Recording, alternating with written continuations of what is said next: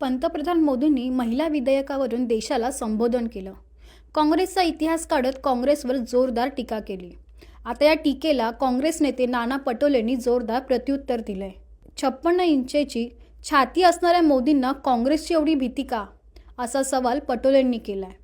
देशाचे पंतप्रधान वारंवार खोटं बोलत असल्यानं त्यांच्यावर देशातील जनतेचा विश्वास राहिला नाहीये, असंही पटोले म्हणाले. पंतप्रधान नरेंद्र मोदींनी आज देशाला संबोधित केलं आणि जे महिला आरक्षण विधेयक असेल किंवा डिलिमिटेशन विधेयक असेल त्या संपूर्ण गोष्टीला घेऊन काँग्रेसने जो विरोध केला त्यावर पूर्ण खापरही काँग्रेसवर फोडलाय. पहिली गोष्ट, देशाला जेव्हा प्रधानमंत्री संबोधित करतात तर देशावर येणाऱ्या संकटाच्या बद्दल, देशाला लोकांना एकजूट आणण्यासाठी आणि देशहितासाठी बोललं जातं हे मला आतापर्यंत माहीत होतं. झूठ बोलो बार बार बोलो असं मोदीचंच वाक्य आहे. अनेक सुरुवातीच्या 2014च्या काळामध्ये त्यांची भाषणं झाली आणि त्या भाषणामध्ये त्यांनी काँग्रेसवर टीका करत असताना त्यावेळेसही आणि आजही त्यांच्या देशाला संबोधित करत असताना काँग्रेसचं मला वाटतं की त्यांनी त्यांच्या अर्ध्या तासाच्या भाषणामध्ये जवळपास 150 वेळ त्यांनी काँग्रेसचं नाव घेतलं. काँग्रेसची एवढी भीती मोदींना काय, 56 इंचीचा सीना आहे ना, पण ते 56 इंचचा सीना ट्रम्पच्या समोर कसा बागला ही देशाने पाहिलेला आहे. आणि जेव्हा ते बोलत होते, मी माझ्या मोबाईलवर पाहत होतो तर 99% लोक त्यांना फेकू म्हणत होते, काय वेगळ्या भाषेत बोलतो. मी ती भाषा इथं वापरणार नाही. आता देशाच्या प्रधानमंत्र्यावरच भारताच्या जनतेचा विश्वासच राहिला नाही आहे, कारण की देशाचा प्रधानमंत्री वारंवार खोटं बोलतो आहे.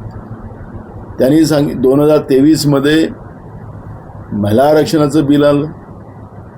त्या बिलामध्ये काँग्रेससहित सगळ्या विरोधी पक्षांनी त्याला सपोर्ट केला, ते मंजूर झालं आणि यांनी सांगितले की आम्ही 2024च्या पहिले जनगणना करू आणि त्याच्या आधारावर या पद्धतीची रचना आम्ही तयार करू, पुनर्रचना त्याच्यामध्ये येईल. आता आपण 2024च्याही लोकसभेच्या निवडणुका झाल्यात, आता आपण 2026मध्ये आलो. राहुल गांधीच्या दबावामुळे यांना अखेर जातीनिहाय जनगणना मान्य करावी लागली. यांनी कॅबिनेटमध्ये नरेंद्र मोदींनी निर्णय घेतला आणि देशाच्या जनतेने त्या निर्णयाचं स्वागत केलं. आता जनगणना सुरू झाली, त्याच्यामध्ये ओबीसीचं कॉलम नाही आहे. म्हणजे याचा अर्थ वारंवार देशाचे प्रधानमंत्री या देशाच्या बहुजनांबरोबर विरोधात हे सातत्यानं आहे, हे त्याच्यात स्पष्ट झालेलं आहे. आणि त्याच्यामुळे या बिलामध्ये जे आता संविधान संशोधन बिल ज्यांचं होतं, नाव मोठं ठेवायचं, नारी शक्तीला नमन करायचं नाव ठेवायचं, पण मणिपूरमध्ये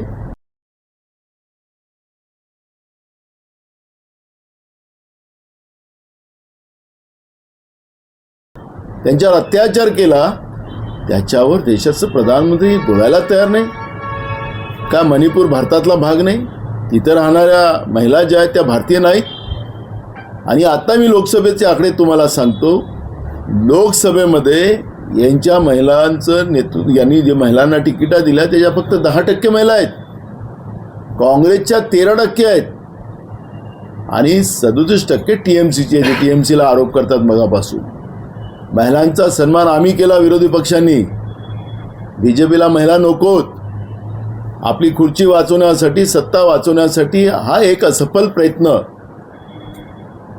संविधान संशोधनाचं नाव देऊन त्यामध्ये नारी शक्तीचं नमन, हे नमन नारी शक्तीला नव्हतं, हे खुर्चीला होतं, सत्तेला होतं. हे त्याच्यातलं सत्य आहे. आणि मनुवादी व्यवस्था या देशामध्ये निर्माण करायचा जो अजेंडा आहे, यांचा जो मूळ पक्ष आहे, यांचा मूळ पक्ष BJP नाही, यांचा मूळ पक्ष वेगळा पक्ष आहे, तो नागपूरमध्ये आहे, ते सगळ्यांना माहिती आहे. त्यामुळे या मनुवादी व्यवस्थेला थांबवलं गेलं. म्हणून यांचं जो रेकॉर्ड केलेलं भाषण होतं ते 8:30 वाजता दाखवण्याचं काम केलं.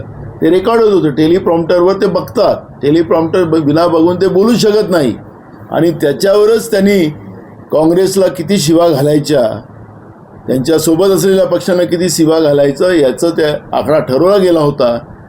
हे देशासाठी नाही, देशाच्या महिलांसाठी नाही, देशाच्या महिलांच्या आत्मसन्मानासाठी नाही, हे सत्ता कायम ठेवण्यासाठी केलेला हा प्रयत्न होता. मनुवादी व्यवस्था स्थापित करायचा प्रयत्न होता. तुम्ही या देशाच्या जनतेला जे सांगितलं होतं की आम्ही जातीनिहाय जनगणना ओबीसीची करू, का केली नाही, का करत नाही? अमित शहा सांगतात की आम्ही पहिले घराचा सर्वे चाललेला आहे, आमची घराची जनगणना चाललेली आहे. घराची जनगणना केली जाते काय? महानगरपालिकेजवळ किती घरं आहेत ते माहिती नाही, नगरपालिकांजवळ किती घरं आहेत त्यांना माहिती नाही, ग्रामपंचायतमध्ये किती घरं आहेत त्यांना माहिती नाही. अशा पद्धतीचं संसदेमध्ये खोटं बोललं जात आहे. तुमच्यामध्ये दम असेल ना, आणि काँग्रेसने भूमिका दिलेली आहे आम्ही या बिलाचं समर्थन करू, पण केव्हा करू की त्याच्यामध्ये OBC, schedule caste, schedule tribe, भटक्या विमुक्त जातींची काय हिस्सेदारी असेल त्या जनगणनेच्या आधारावर तुम्ही करा, त्याला आम्ही सपोर्ट करू, ही भूमिका मांडलेली आहे. देशाच्या बहुजन लोकांना संसद आणि विधानसभेमध्ये बहुजन लोकांच्या महिलांना स्थान मिळावं, ही आमच्या नेत्या राहुल गांधींची भूमिका आहे. आणि याचा विरोध नरेंद्र मोदी आणि भाजप करत असेल तर यांना कधी देश माफ करणार नाही. राहुल गांधीच्याच पाठीशी, विरोधी पक्षाच्याच पाठीशी या देशातल्या बहुजनांच्या महिला सोबत राहतील. आणि म्हणून हे आम्हाला जागा दाखवायला निघालेत, यांना जागा दाखवल्याशिवाय बहुजनातली महिला आता पुढं सरसवल्याशिवाय राहणार नाही. त्यांचे अधिकार, त्यांची भागीदारी संपवण्याचं काम खोटं बोलून गॅस दिला त्यांना, आणि गॅस देऊन त्यांचा गॅसच काढला, त्याची महागाई वाढवली. 15 किलोचा गॅस काँग्रेसच्या काळातला आता 10 किलोवर आला, त्याची किंमत वाढवली 4 पटीनं. काय महिलाचा सन्मान आहे? आणि म्हणून आमची भूमिका स्पष्ट आहे. काँग्रेस आणि आमचं विरोधी पक्ष हा महिलांच्या सन्मानासाठी आहे. भाजपसारखा त्यांना अपमानित करणारा नाही. आणि त्याच्यामुळे मोदीजी, आपण सत्तेचा दुरुपयोग जो देशाला संबोधित करण्याचं करत आहात, देशाच्या सगळ्या यंत्रणा त्याच्यामध्ये वापरल्या जातात मन की बातमध्ये, आणि हे तुम्हाला अधिकार आता लोकांनी काढून टाकलेला आहे तुमच्याजवळ. निवडणूक आयोगाला एकदा मोकळं सोडा, त्याला त्यांच्या पद्धतीनं काम करू द्या. त्याला जी स्वायत्ता राजीव गांधींनी दिलेली आहे ते स्वायत्तेप्रमाणे काम करू द्या. टी.एन. शेषनचं उदाहरण आजही सगळ्या लोकांना माहिती आहे.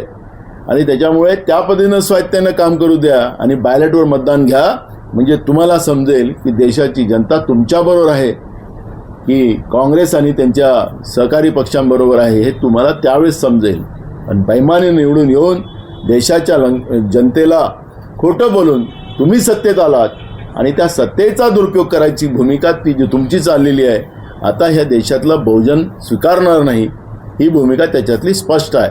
आणि त्याच्यामुळे हा जो फेक नेरेटिव्ह BJP आणि RSSच्या माध्यमातून जो पसरवला जाणार आहे त्याला कोणीही साथ देणार नाही. जनतेला आता वास्तविकता पुढं आलेली आहे जनतेसमोर. त्यामुळे तुम्ही आज किती नौटंकी केली असेल, कारण की त्याच्यात तुम्ही रडला नाही आज, नाही तर तुम्ही डोळ्यातूनही अश्रू आणू शकले असतात, पण ते काही तुम्हाला काहीतरी बंधन केलं असेल तुमच्या कमांडनी.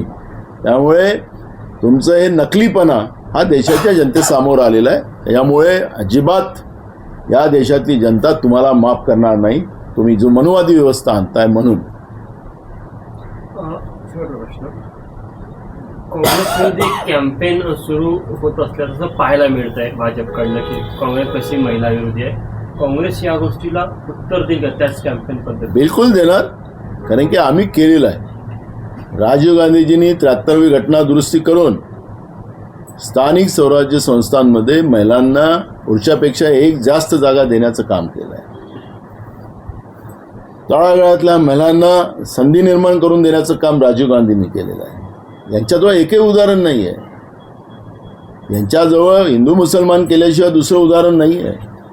हे आता स्वातंत्र्यानंतर देश मागं गेला असं सांगणारे मोदीजी, तुमच्या काळात देश किती मागं गेलेला आहे. ज्या पाकिस्तानला आम्ही पायाच्या खाली ठेवलं, ते पाकिस्तान आता तुमचा जो मित्र आहे ट्रम्प, तो ट्रम्प म्हणतो की माझ्यासाठी पाकिस्तान माझा मित्र आहे, भारत नाही.